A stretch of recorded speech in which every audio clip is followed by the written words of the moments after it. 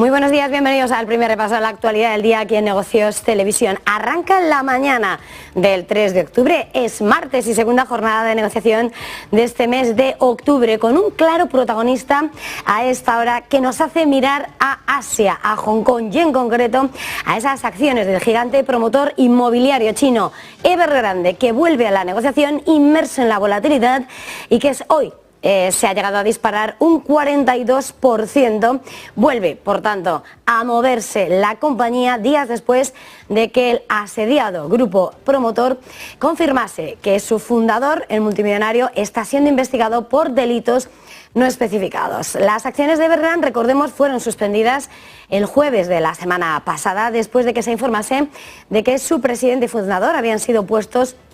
bajo vigilancia policial. El promotor más endeudado del mundo reconocía posteriormente en un comunicado que Hui estaba siendo investigado, aunque señalaba como actualmente no hay ninguna otra información privilegiada en relación con la empresa que tenga que ser revelada y que por tanto sea de interés para los mercados. La acción, como decimos, hoy ha vuelto a la negociación, se ha disparado, sigue inmersa en la volatilidad. Y con permiso de Evergrande, que es sin lugar a dudas el protagonista indiscutible de la mañana, si hay un nombre propio que brilla, a pese al tono oscuro de su color, ese oro negro es el gran protagonista del día, el petróleo, que hoy vemos además como en el tiempo real sigue con esa corrección. Es un 0,80% lo que pierde el West Texas a esta hora, en los $88,14 el barril, y el Brent de referencia en Londres, que retrocede casi el 1% hasta los $89,81. Son los retrocesos que han llevado a marcar en las últimas horas al petróleo esos mínimos de varias semanas, en concreto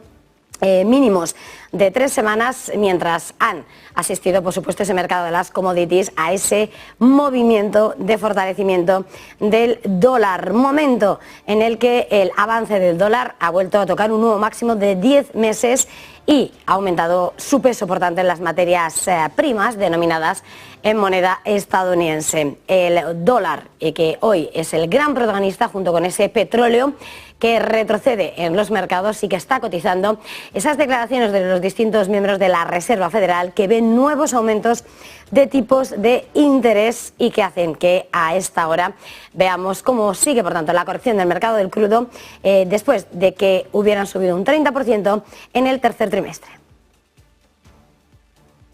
Y por supuesto, causa-efectos, y estamos viendo ese fortalecimiento del dólar, también protagonista indiscutible lo que estamos viviendo en ese mercado de Forex con respecto a la moneda comunitaria, con respecto al eurodólar, que ha perdido incluso ese nivel del 1,05, a esta hora marca 1,0463 unidades la divisa comunitaria, el euro, frente al billete verde, y lo hace que se sitúe en el nivel más bajo desde inicios del año. La caída, como decimos, se marca en ese cruce de declaraciones y cruce de análisis por parte del Banco Central Europeo, de la Reserva Federal, en cuanto a cuáles vayan a ser los próximos movimientos en los tipos de interés.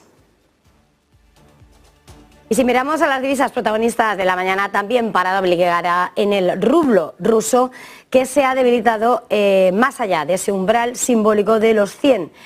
frente al dólar, 100 unidades por dólares antes de recuperarse ligeramente en las primeras operaciones de este martes, en un movimiento en el que se ha visto lastrado por las salidas de divisas y ese cada vez menor superávit de la cuenta corriente del país.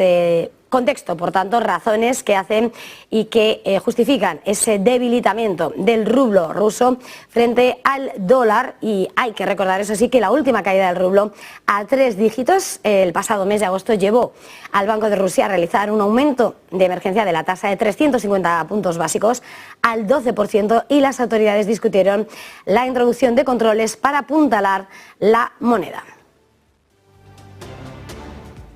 Y la crónica de la mañana, este 3 de octubre, se escribe, como estamos contando, con lo que son las declaraciones que han puesto sobre la mesa en las últimas horas los distintos miembros de la Reserva Federal. Entre ellos, la presidenta de la Fed de Cleveland, Loretta Mester, ha señalado que lo más probable es que el Banco Central de Estados Unidos, que la Fed no haya terminado de subir los tipos de interés, en medio de las continuas presiones inflacionistas. De hecho, lo que ha dicho Mester es que sospecha que es muy posible que de hecho se tengan que subir las tasas de los fondos federales una vez más este año y mantenerla ahí, es decir, en ese tipo alto elevado durante algún tiempo mientras recopilan y analizan más información sobre la evolución de la economía de Estados Unidos y los efectos del endurecimiento de esa política monetaria que se ha ido apuntalando y que se ha ido introduciendo. Eso sí, subraya Mester que si la tasa de fondos federales debe subir más de su nivel actual y durante cuánto tiempo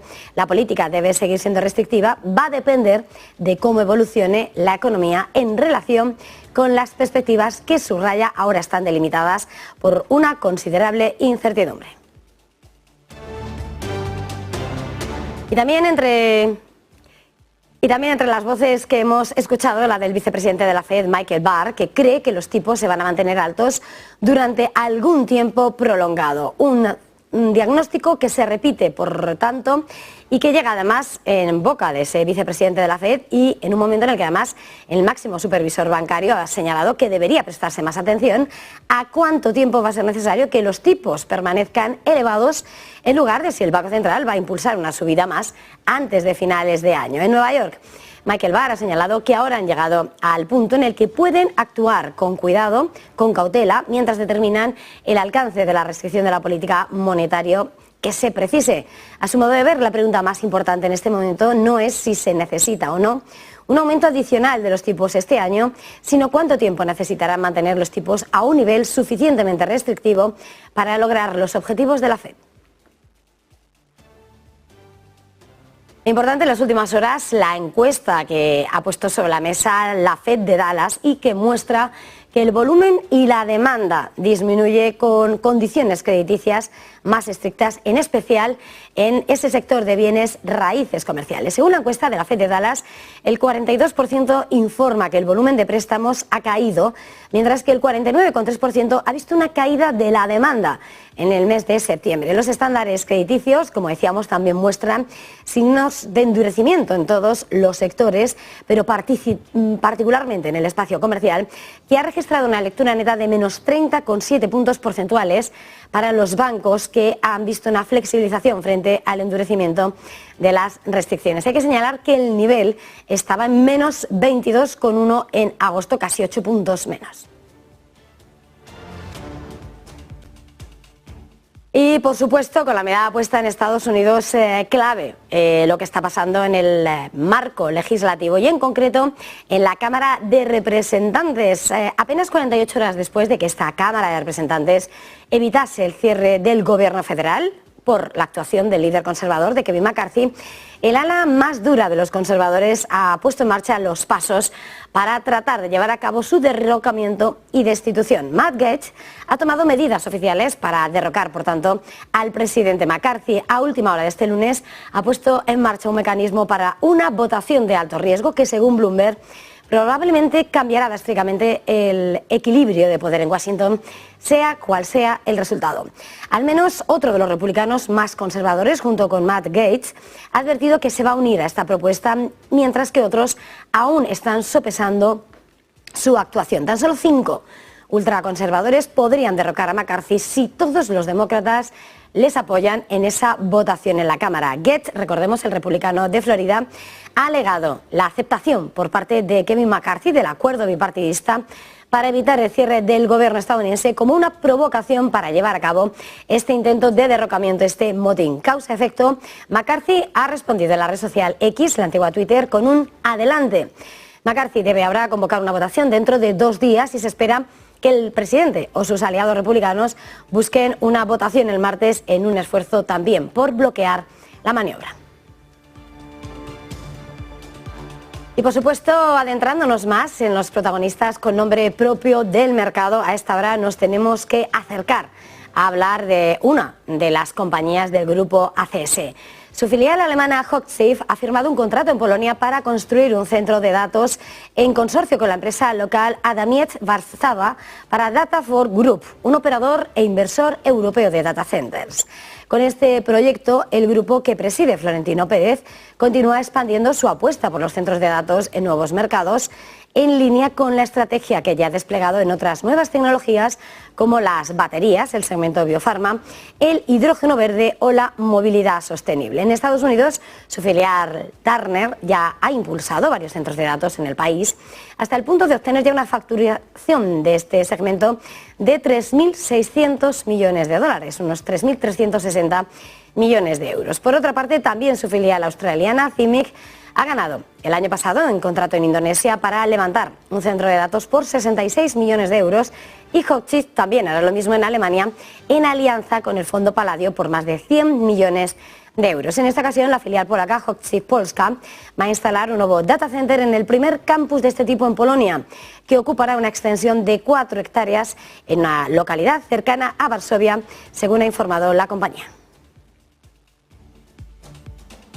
Y por supuesto más asuntos que nos hacen acercarnos a ver cuál está siendo el tiempo real de los mercados. Unos mercados que sin lugar a dudas a esta hora nos hacen asomarnos a unos futuros europeos que cotizan con caídas abultadas del 0,84% en el caso de los futuros del DAX y en el que también vemos retrocesos en los futuros americanos, en los del S&P y en los del Nasdaq, mientras hemos asistido además a un movimiento importante en las últimas horas. El Russell 2000, centrado en la pequeña capitalización, en esas compañías de pequeña capitalización, ha caído un 1,6% este lunes en la primera jornada de negociación de octubre, lo que ha hecho que retroceda, entre en terreno negativo en el año un 0,3% y es la primera vez que el índice entra precisamente en ese territorio negativo en el año y pone de alguna manera de relieve los problemas entre las empresas de pequeña capitalización. Hay que recordar que a menudo se toma ese Russell 2000 como una mejor visión de la salud de la economía en general debido al enfoque en las empresas más pequeñas. Y más asuntos que a esta hora nos hace mirar precisamente al comercio y en concreto a las tensiones el comercio, precisamente porque Francia está agudizando el conflicto comercial con el Reino Unido post-Brexit. 7 años después de la salida de Londres del bloque, París dice ahora que no aboga por un retraso en la implantación de aranceles de importación para los vehículos. Javier Luengo, buenos días.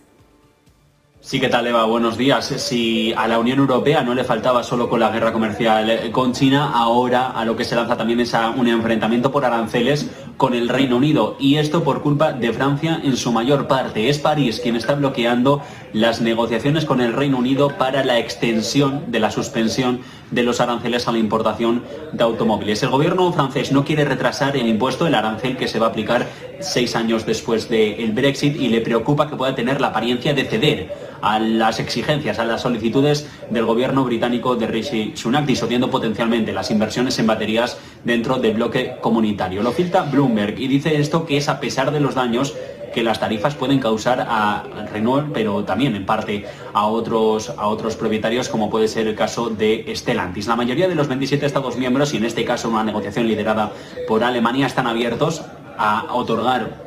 una extensión en el plazo de esta aplicación del arancel, pero Francia dice que no, que lo que está en juego a día de hoy es hacer de Europa el próximo enclave para el desarrollo de las baterías y de la transición verde en el sector del automóvil en todo el viejo continente. Lo que está en juego es si los vehículos eléctricos que se negocian entre el Reino Unido y la Unión Europea, en este caso, atraerán un arancel del 10% a partir del próximo año, si menos del 45% de su valor proviene de la región, como se estipula en los acuerdos posteriores al Brexit.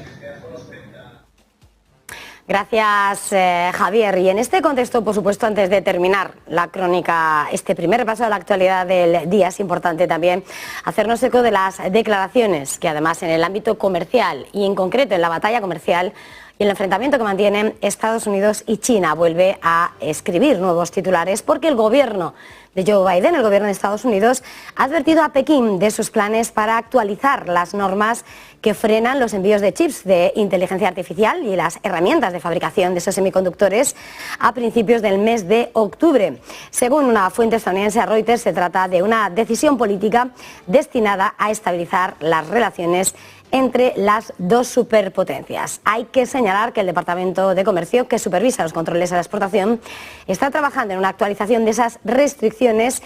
publicadas por primera vez el año pasado. En este punto hacemos una pequeña pausa para publicidad y enseguida volvemos.